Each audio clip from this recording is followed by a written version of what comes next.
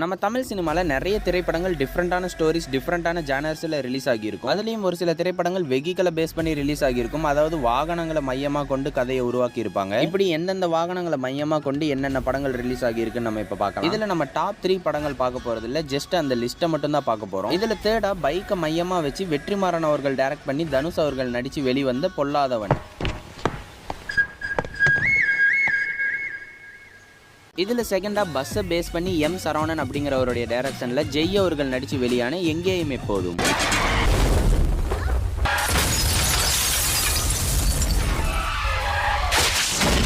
இதில் ஃபர்ஸ்ட்டாக ட்ரெயினை பேஸ் பண்ணி பிரபு சாலமன் அப்படிங்கிறவர்களுடைய டைரக்ஷனில் தனுஷ் அவர்கள் நடித்து வெளிவந்த தொடரி.